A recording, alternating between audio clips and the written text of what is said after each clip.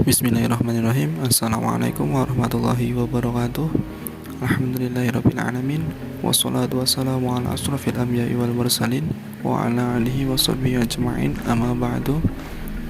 Langsung saja, di sini kami akan menyampaikan materi tentang konsep akuntansi sektor publik bab pertama. Sebelumnya perkenalkan, kami dari kelompok 1 yang beranggotakan Ainawati, Rizka Aryani, dan saya sendiri Ulfi Hanif Asari. Materi pertama yaitu pengertian akuntansi sektor publik.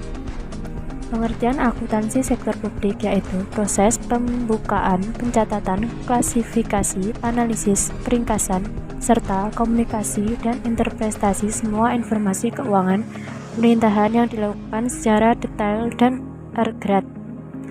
Bagian ini juga meliputi pencatatan seluruh transaksi yang termasuk transfer, disposisi, dan penerimaan properti serta dana publik. Materi kedua yaitu tujuan akuntansi sektor publik. Tujuannya yang pertama, berguna untuk menunjukkan kepemilikan transaksi dan kesesuaian transaksi tersebut dengan aturan, hukum, dan regulasi yang ada. 2. Mengukur kinerja sektor publik saat ini dan memberi informasi untuk mengendalikan manajemen operasi pemerintah yang efisien dan efektif. 3. Melakukan perencanaan operasi di masa depan dan menilai efisiensi dan efektivitas pihak yang berwenang. 4. Memastikan legalitas transaksi serta kesesuaian dengan undang-undang, peraturan, dan norma yang berlaku. 5. Membantu perencanaan dan pengendalian serta membantu melakukan laporan yang tepat waktu dan objektif. Kemudian, sifat-sifat akuntansi sektor publik. Sifat akuntansi sektor publik yaitu adalah memenuhi persyaratan umum, yakni rekening pemerintahan harus siap diaudit setiap tahun. Sifat lainnya yaitu bisa melakukan fungsi penata layanan. Maksudnya adalah pemerintah sebagai pengurus keuangan dan sumber daya negara harus bisa membuat perhitungan yang baik dalam menggunakan keuangan tersebut. Selain itu, bagian ini juga menyediakan proses pengendalian dalam hal penggunaan keuangan dan sumber daya lainnya. Terakhir, jenis akuntansi ini bersifat mengevaluasi ekonomi serta efisiensi dan efektivitas dalam tata kelola. Karakteristik akuntansi sektor publik. Akuntansi untuk sektor publik menyediakan informasi terkait pelayanan publik untuk meningkatkan tingkat kesejahteraan masyarakat. Dalam praktiknya, ada sejumlah komponen yang bisa mempengaruhi performa kerja dari lembaga atau organisasi sektor publik. Komponen yang pertama yaitu berpengaruh pada bidang ekonomi seperti contoh nilai tukar, mata uang, tingkat inflasi, infrastruktur, dan lain sebagainya. Komponen yang selanjutnya memiliki pengaruh terhadap bidang politik seperti hubungan masing-masing lembaga, pemerintahan yang sedang berkuasa, dan lain sebagainya. Jenis akuntansi sektor publik. Jenis akuntansi sektor publik ada dua. Yang pertama, akuntansi pemerintah. Akuntansi pemerintah yaitu data akuntansi yang bertujuan untuk memberikan informasi tentang transaksi ekonomi atau keuangan pemerintah yang dilaporkan ke pihak yudikatif, legislatif, eksekutif, dan masyarakat. Jenis akuntansi sektor publik yang kedua yaitu akuntansi sosial. Akuntansi sosial berguna untuk melakukan pencatatan kegiatan ekonomi pada organisasi nirlaba atau non-profit seperti puskesmas, masjid, partai politik, rumah sakit, dan lain sebagainya. Selanjutnya adalah konsep value for money. Konsep value for money adalah konsep pengelolaan organisasi sektor publik yang mendasarkan pada 3 elemen utama, yaitu ekonomi, efisiensi, dan efektivitas. Yang pertama yaitu ekonomi. Ekonomi adalah pemerolehan input dengan kualitas dan kuantitas tertentu dengan harga yang terendah. Ekonomi merupakan perbandingan input dengan input value yang dinyatakan dalam satuan moneter. Ekonomi terkait dengan sejauh mana organisasi sektor publik dapat meminimalisir input resource yang digunakan yaitu dengan menghindari pengeluaran yang boros dan tidak produktif. Yang kedua yaitu efisiensi. Efisiensi adalah pencapaian output yang maksimum dengan input tertentu atau penggunaan input yang terendah untuk mencapai output tertentu. Efisiensi merupakan perbandingan output input yang dikaitkan dengan standar kinerja atau target yang telah ditetapkan. Yang ketiga, efektivitas.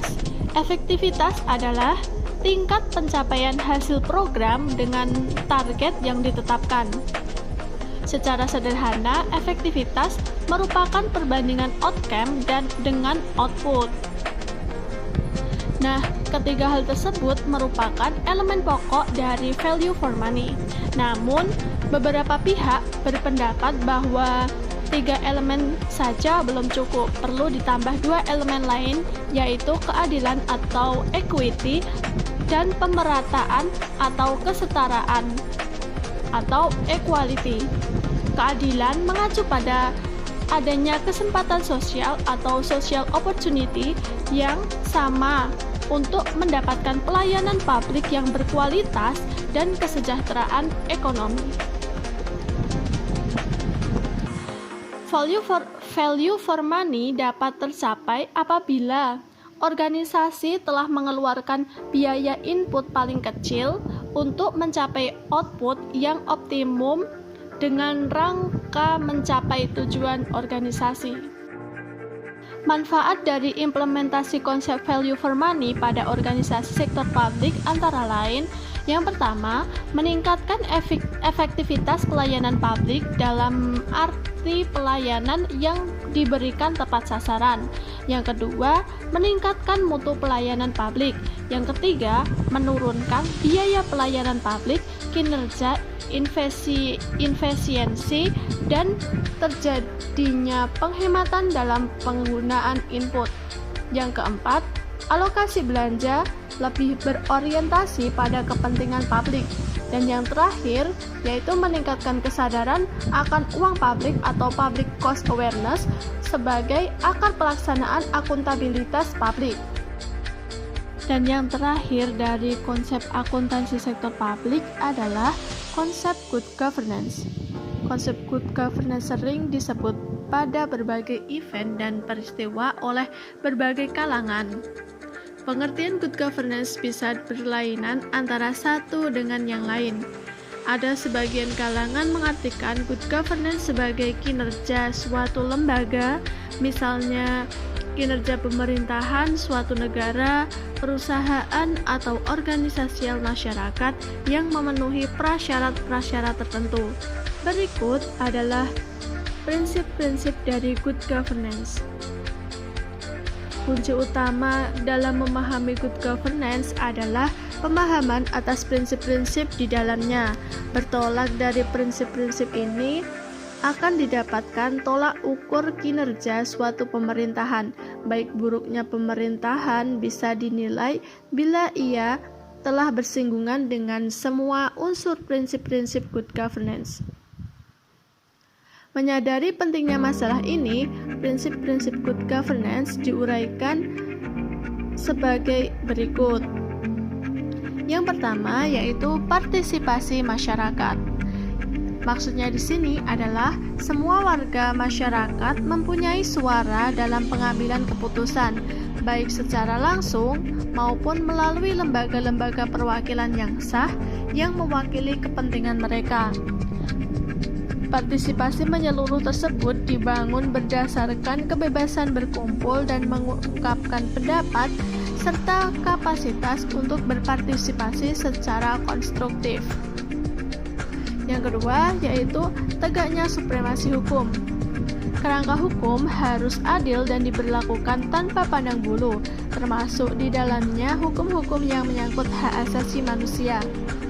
Yang ketiga, transparansi. Transparansi dibangun atas dasar arus informasi yang bebas. Seluruh proses pemerintahan, lembaga-lembaga, dan informasi perlu dapat diakses oleh pihak-pihak yang berkepentingan dan informasi yang tersedia harus memadai agar dapat dimengerti dan dipantau. Yang keempat, peduli pada stakeholder. Lembaga-lembaga dan seluruh proses pemerintahan harus berusaha melayani semua pihak yang berkepentingan. Selanjutnya yaitu berorientasi pada konsensus. Tata pemerintahan yang baik menjembatani kepentingan-kepentingan yang berbeda demi terbangunnya suatu konsensus menyeluruh dalam hal apa yang terbaik bagi kelompok-kelompok masyarakat, dan bila mungkin konsensus dalam hal kebijakan-kebijakan dan prosedur-prosedur. Selanjutnya, kesetaraan. Semua warga masyarakat mempunyai kesempatan memperbaiki atau mempertahankan kesejahteraan mereka. Selanjutnya, efektivitas dan efisiensi. Proses-proses pemerintahan dan lembaga-lembaga membutuhkan hasil sesuai kebutuhan warga masyarakat dan dengan menggunakan sumber daya yang ada secara optimal. Selanjutnya, akuntabilitas.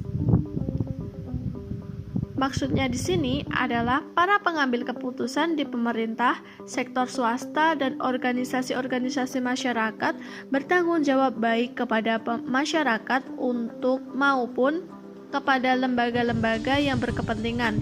Bentuk pertanggungjawaban tersebut berbeda satu dengan lainnya tergantung dari jenis organisasi yang bersangkutan. Yang terakhir yaitu visi strategis. Maksudnya di sini adalah para pemimpin dan masyarakat memiliki perspektif yang luas dan jauh ke depan atas tata pemerintahan yang baik dan pembangunan manusia, serta kepekaan akan apa saja yang dibutuhkan untuk mewujudkan perkembangan tersebut. Selain itu, mereka juga harus memiliki pemahaman atas kompleksitas kesejahteraan, budaya, dan sosial yang menjadi dasar bagi perspektif tersebut. Nah, demikian tadi presentasi dari kelompok 1. Kami ucapkan terima kasih banyak kepada teman-teman dan juga kepada Bu Ika yang telah menyimak dan memperhatikan presentasi kelompok kami. Apabila ada sesuatu yang kurang jelas, bisa ditanyakan setelah ini. Cukup sekian. Billahi taufik walhidayah. Wassalamualaikum warahmatullahi wabarakatuh.